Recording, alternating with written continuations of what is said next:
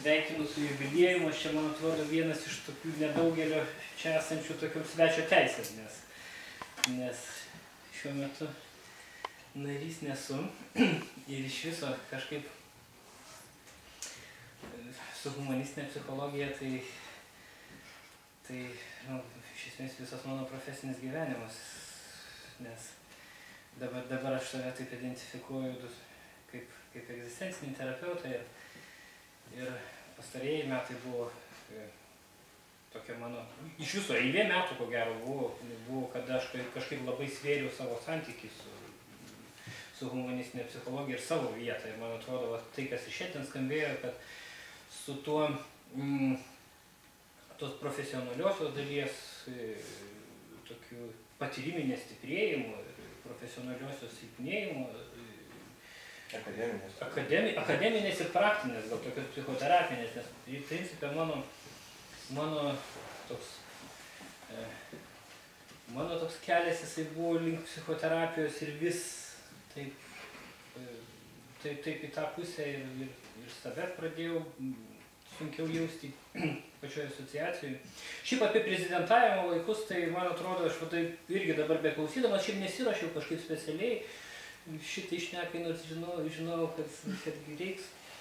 Tai man besėdint, taip, aš sakyčiau, kad tai buvo toks laikas 2002-2003 metai tokio, aš nežinau, kaip aš tą pavadinčiau, ar stabilumo, ar stagnacijos tam tikros. Tai buvo toks jausmas ir man atrodo tada ir valdyba, mūsų valdyba, mes tokią gyvybę palaikėm.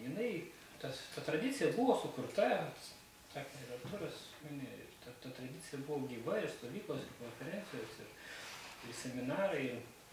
Tarp kitko kažkaip nenuskambėjo institutas, bet nenuskambėjo egzistencinio gyvenimo seminarų Birštone. Iš esmės tai, kas gimė šitoje asociacijoje ir tai, kas iš ko ir institutas atsirado, humanistinės egzistencinės psichoterapijos, tai principė tie seminarai man buvo taip pat labai toks mano posūkis ir tokia labai svarbi vieta. Posūkis, gal posūkį aš to nepavadinčiau, bet tokiu aiškumo atsiradimu mano paties. Tai aš taip galvoju, kad tai buvo labai svarbus etapas asociacijos. Tai buvo labai gyvas ir svarbus etapas. Tada Birštonas atsirado iš esmės per tuos metus. Ir tai mūsų asociacijos toks kūdikis, tie seminarai.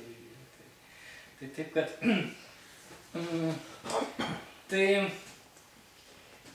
tai iki nuo prezidentavimo grįžtant vėl prie tokio savo santykio, tai kažkaip man jis ir dabar kažkoks yra toksai labai nevienareikšmiškas. Aš kaip čia taip su Jūrate šnekėjau dabar per pertraukėlę, tai yra kažkaip, kai ateinu čia ir atėjau dabar čia, tai yra taip aiškiai savi žmonės. Tai yra tas, koks santykis bebūtų ten, sakykime, į tai, kas vyksta humanistinė psichologija, bet tai yra savi žmonės. Ir man atrodo, tai yra kažkaip taip seniai matyti, kai kurie, su kuriais keliai nesusikerta dabar, bet tas jausmas, jisai išlieka ir ko gero tai yra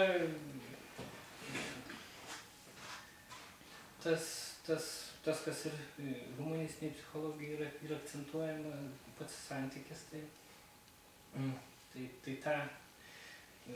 tą mes čia turėjom ir aš taip nujaučiu, kad tebe turit.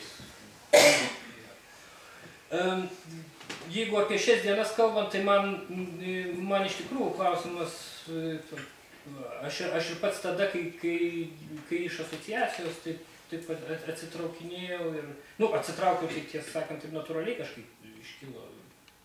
Vis mažiau kažkokio aktyvumo man buvo. Bet man tai iš tikrųjų tas klausimas išlieka kokia ta kryptis toliau. Kažkaip labai atliepia, Artūrai, tai, ką tu sakei apie tą socialinę sritį, apie kitas sritis. Aš kažkaip tas man Aš irgi taip galvoju, kad humanistinė psichologija labai didelę įtaką padarė, tai tarsi integravosi, sakykime, psichoterapijoje, taip įsilieja. Ir galima žiūrėti kaip išsiliejimą, galima žiūrėti kaip išsifokusavimą tokį, kad tokios kaip mokyklos kažkokios tarsi lyg ir nėra, bet įtaka jinai neabejotina.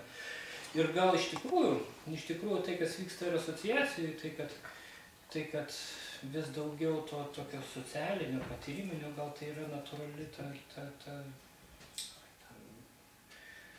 natūrali kryptis ir yra, gal jie ir reikėtų judėti.